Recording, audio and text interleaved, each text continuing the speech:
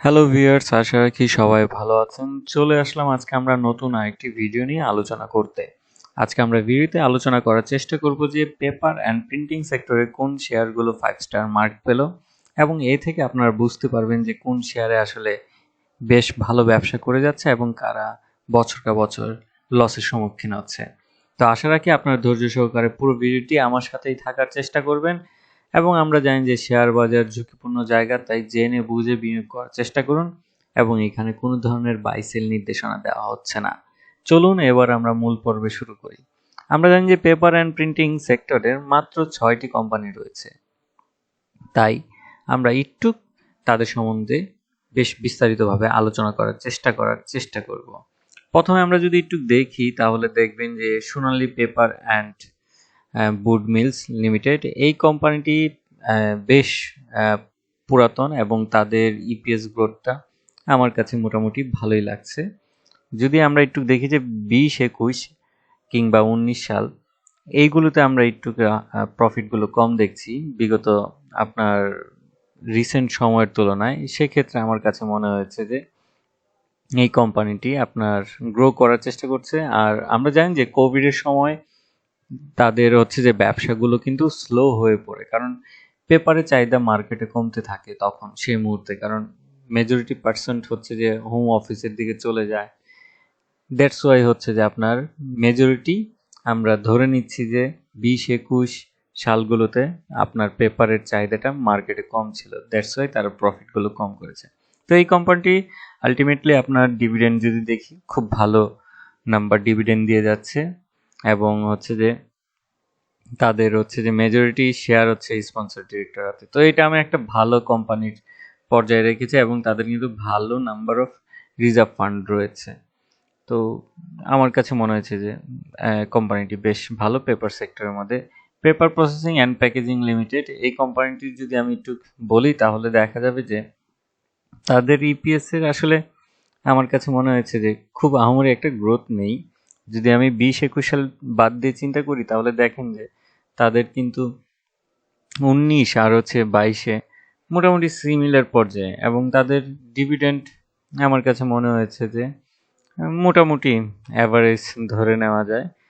তো আলটিমেটলি এটা আমি খুব আহামরি ভালো পর্যায়ে ধরবো না, আবার খারাপ পর্যায়ে ধরবো না। বাংলাদেশে মুনসিপাল পেপার ম্যানুফ্যাকচারিং কোম্পানি লিমিটেড, এই কোম্পানিটি যদি আমরা একটু দেখার চেষ্টা করি তাহলে দেখবেন যে তাদেরও আসলে একই অবস্থান। তাদের আসলে বিজনেস খুব আহামরি গ্রোথ ওইরকম আমি দেখতে পাচ্ছি না। এখানেও দেখেন যে তাদের হচ্ছে যে 20-21 সাল যদি আমরা বাদ দিই তাহলে দেখেন যে আগের যেরকম গ্রোথই সেই রকম একটা জায়গার মধ্যে আপনার রয়ে গিয়েছে। তো সেই ক্ষেত্রে আমার কাছে মনে হচ্ছে যে একদম খারাপও না, ভালোও না।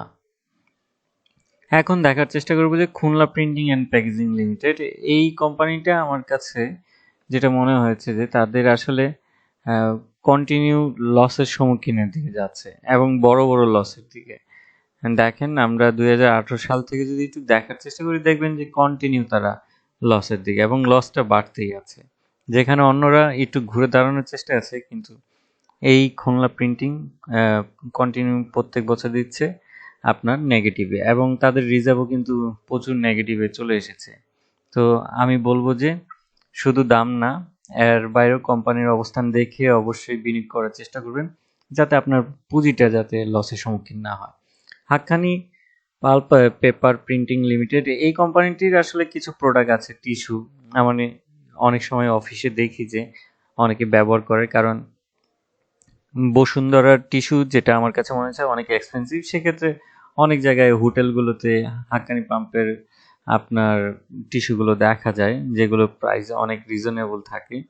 তো এই কোম্পানিরও ব্যবসা আমার কাছে মনে হয়েছে টুকটাক আছে, কিন্তু তারাও একটা দীর্ঘ সময় ধরে লসের সম্মুখীনে আছে এবং আলটিমেটলি তাদের ডিভিডেন্ড যদি লসের মধ্যেও দিয়ে থাকে আমার কাছে মনে হচ্ছে যে খুব একটা ভালো না অ্যাজ এ বিজনেস হিসেবে। তো অবশ্যই আপনারা একটু খেয়াল রাখবেন। আমার কাছে যদিও এই কোম্পানির প্রোডাক্টটা চোখে লেগেছে, কিন্তু আলটিমেটলি তাদের এইখানের প্রোফাইলটা দেখে খুব একটা আমি আশা করতে পারছি না। বসুন্ধরা পেপার মিলস, আমরা যদি দেখি পেপার অ্যান্ড প্রিন্টিং এর মেজরিটি আসলে নাম্বার অফ শেয়ার আসলে মার্কেটের, তাহলে হচ্ছে বসুন্ধরা গ্রুপেরই। এবং তাদের বিজনেস গ্রোথ যদি চিন্তা করেন, দেখেন আপনি 20-21-এর পরে 21-এ সে ঘুরে দাঁড়ায় এবং 22-এ কিনে আরো প্রফিট বাড়তে থাকে। এর আগে আমরা যদি দেখি যে 19-এ কিছুটা খারাপ ছিল, আবার 18-তেও গ্রো করে এবং কন্টিনিউ তারা কিন্তু ওই গ্রোর দিকেই আগ বাড়িয়ে যাচ্ছে এবং তাদের ভালো একটা রিজার্ভ ফান্ড আছে এবং চেষ্টা করছে যে তারা ডিভিডেন্ডটা দেওয়ার জন্য, ক্যাশ ডিভিডেন্ড। তো আমার কাছে মনে হচ্ছে যে তাদের আরো একটু ভালো ডিভিডেন্ড দেওয়াটা উচিত, যেহেতু ভালো একটা প্রফিট করছে। আর আমার কাছে মনে হচ্ছে যে তাদের প্রোডাক্টটা আসলে বেশ কোয়ালিটি সম্পূর্ণ। তো ভবিষ্যতে তারা মার্কেট লিডার হিসেবেও অব্যাহত থাকবে। এই ছিল আমার কাছে হচ্ছে যে 6টা কোম্পানির সম্বন্ধে বিস্তারিত। এখন আমরা একটু দেখে নিব যে কাদেরকে আসলে কত মার্ক দিলাম। বসুন্ধরাকে 5 দিয়েছি আমি, হাক্কানিকে 2 দিয়েছি, এবং খুলনা প্রিন্টিংকে আসলে 1, যদিও এটা 1 দেওয়াও উচিত না এই কোম্পানি।